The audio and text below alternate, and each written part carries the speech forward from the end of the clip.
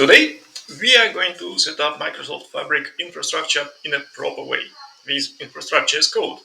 And we will do it the DevOps way, all the way in Azure DevOps pipelines in a fully automated way, so it can be repeated between different environments, and you can verify, and someone would be able to check the code and pretty much audit what have been done. But stay with me till the very end. I have a personal confession about this setup that we are going to do, and you might not want to miss it. It is quite interesting, I would guess. So, when you start with Fabric, most tutorials show you just the UI and go on from there. But let's be honest, in real terms, first you need to set up everything and in an automated way. So the resource groups, the identities that will be used for the deployments, and the capacities themselves. And that's what we are going to do today, and see how far we can go using Bicep. Ta-da! Because Microsoft Fabric, it's a Microsoft only product. It would make sense to stick to all Microsoft products from the very beginning to the very end. And let's see how it will go. So we are going to use Bicep to deploy everything. We are going to use Azure DevOps to deploy stuff and for the repositories. And finally, we will have to use the Microsoft Fabric itself. Let's go. Okay, this is the code that we are going to run. As I said, it is Bicep code.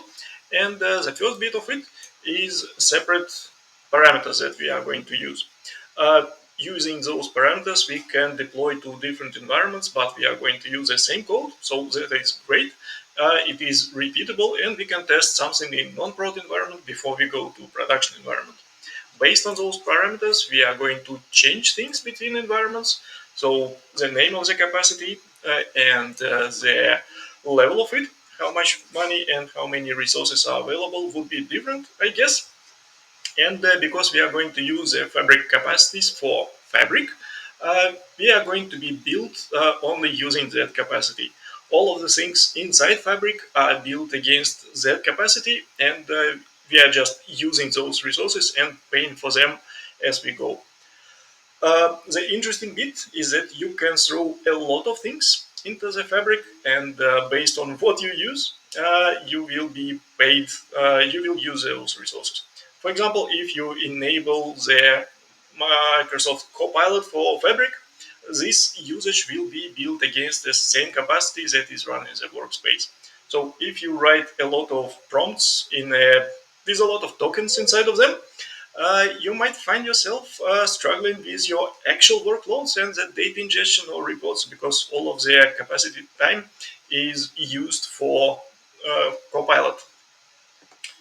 Then the next thing is who is going to be the admin user, and this user is the administrator of the capacity on Fabric. And if you would want to do something like Dynamics sync from the Dataverse to Fabric Lakehouse, then the users need to be part of this admin user group.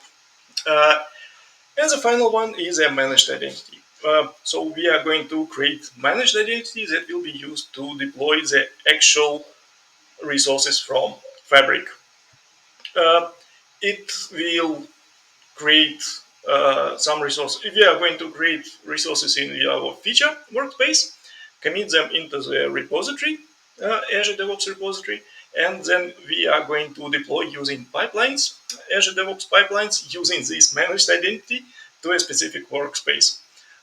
This managed identity will have access only to a single workspace, and that way we will be able to separate non-prod and production, development and production workspaces, and be sure that, well, we are not going to accidentally break production without first going to development environment somehow. Then we have a bunch of resources. They are controlled by this version of the resource that we are going to create. And as I said, we create in the managed identity. Then we create the Fabric capacity, and that's pretty much it. So the code is super simple, super easy, and a bunch of outputs, but no one cares about those. Finally, in a correct way, we are going to deploy everything using Azure DevOps pipelines and not from local. But the pipeline itself looks very easy. So we have those variables that will serve as parameters. We are going to put them into them. And there would be a single stage that is going to deploy using default pool over here. That's something that we are going to come back a bit later. And the admin user would be the Fabric user at Omni Microsoft. So that's another important detail to come back in a minute. But the code itself is very simple. So we use the Azure CLI. So we are going to use a service connection, and we are going to create the resource group first, and then we are going to deploy it using the deployment. That is actually a benefit and of Bicep over Terraform, because all of those deployments would be tracked as a deployment from Azure portal. So it's quite easy to use, and it gives additional flexibility in terms of auditing, which is very nice. And yeah, basically, as I said, we pass in those parameters, and that's it. Stuff is done. Now, how does it look from Azure DevOps side? Good question. In here, we have Azure DevOps pipeline created, and everything should be fine. When, well, it should be, but it's not necessarily always fine. As you can see over here, my first initial commit was failing, and it was failing bad because of no hosted parallelism has been purchased or granted. The basic idea is that you cannot run those jobs using Microsoft hosted agents unless they allow you to. And it is possible to fill up this form over here and request access, but without it, you are stuck. What you can do, you can use your own hosted agents, and yeah, that was my approach right now. You can find the tutorial over here, and I will link this article from Microsoft Learn in the description below. But the basic idea is that we create a quick Docker file, and we run a certain script, and then we run it, we wrap it as Docker image, we run it as a container, and this container is ready to receive tasks and run for us. That's what I did. There are two things that we need to provide. Is first the user that is going to be used to run this agent. They need to create a personal access token, and I just created a full access one. So the way to do it, you go to settings and you click on personal access token, create new token. You give it a name, name and I decided to just give it a full access for now.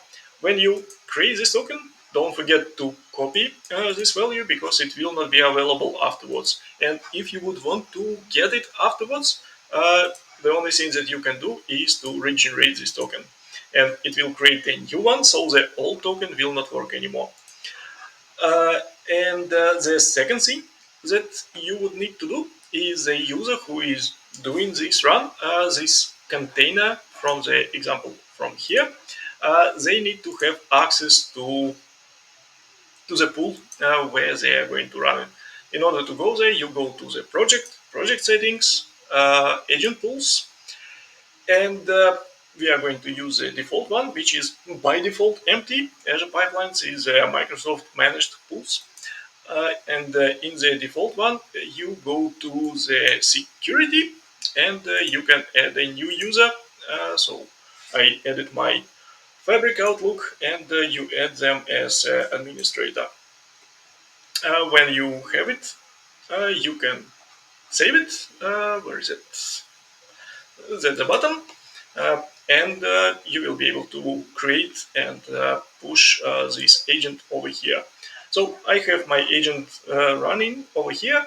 How it is executed is that, well, I have this Docker file that I pretty much copy pasted from that article above before, and then run Docker run with specific arguments. So those are the environment variables for the URL of my Azure DevOps project, the personal access token of the user who is running this, and how it will be named.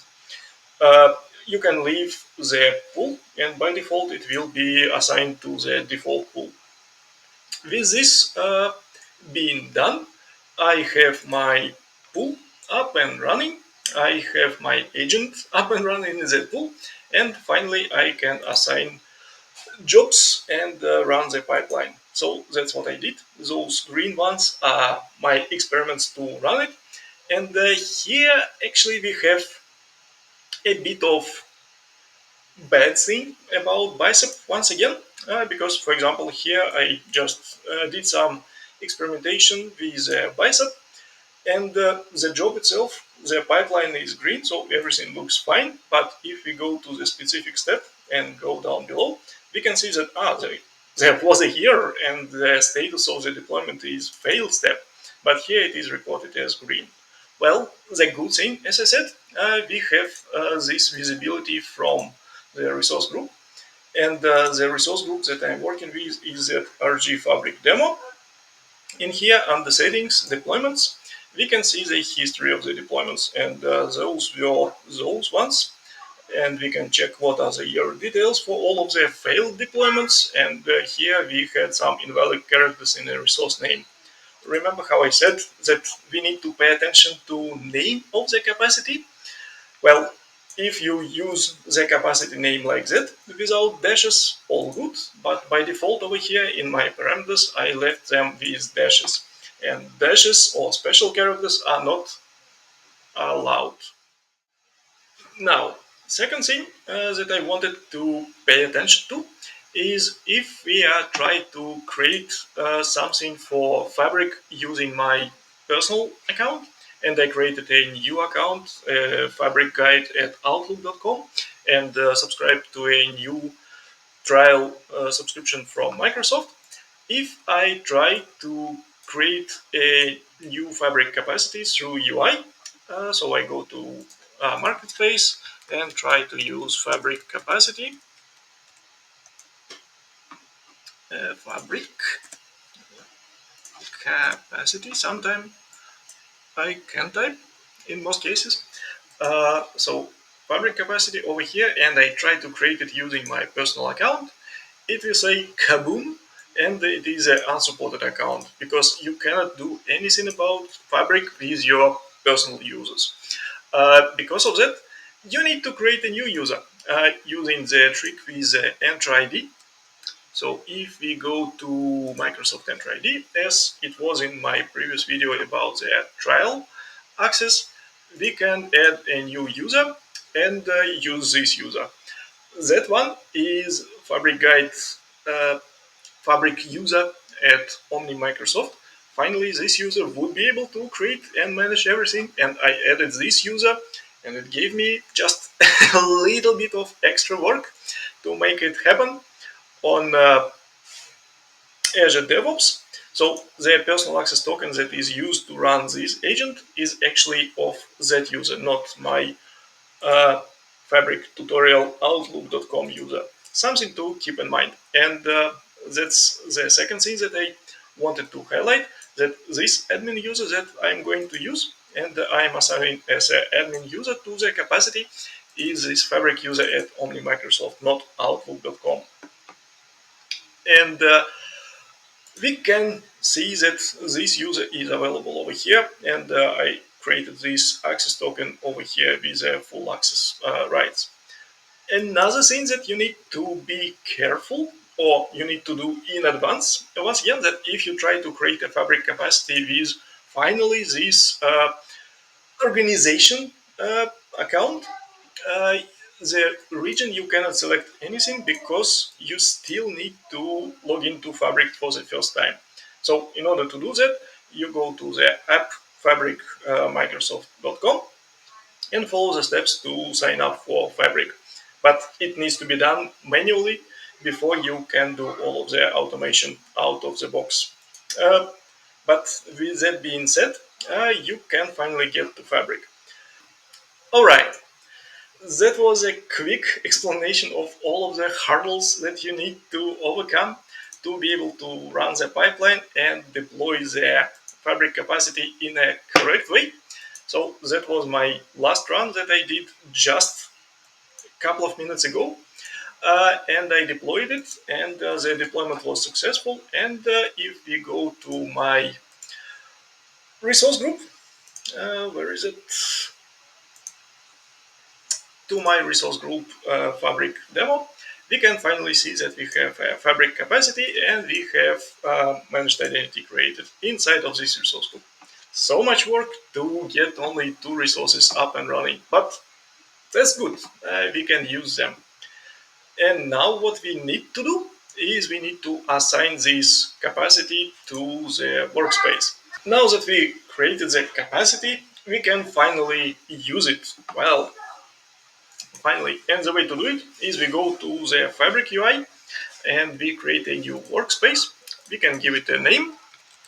So in our case, I guess there would be multiple names, and we can split reporting and data ingestion workspace into a separate one.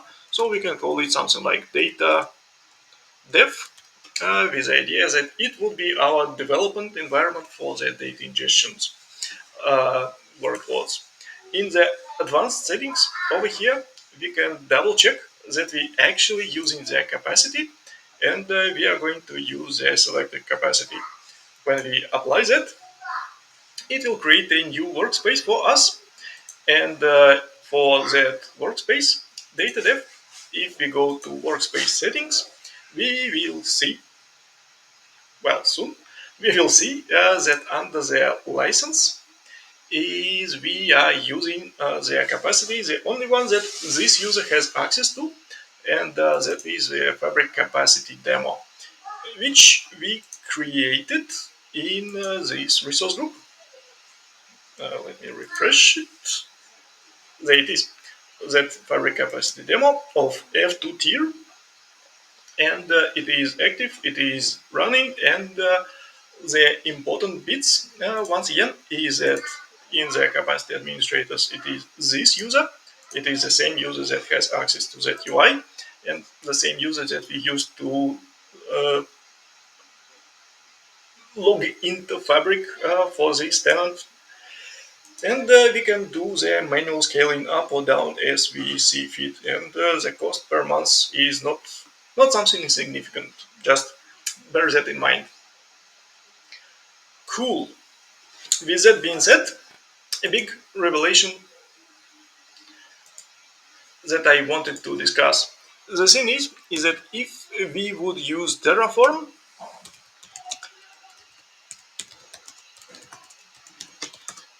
there is a provider for Fabric capacity in Terraform, but in Azure RM. But on top of that, we can search for Fabric workspace,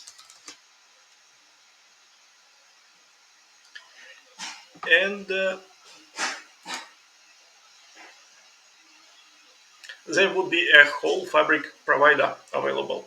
And we can create a domain, a workspace, environment, folder, and we can pretty much control how Fabric will look like.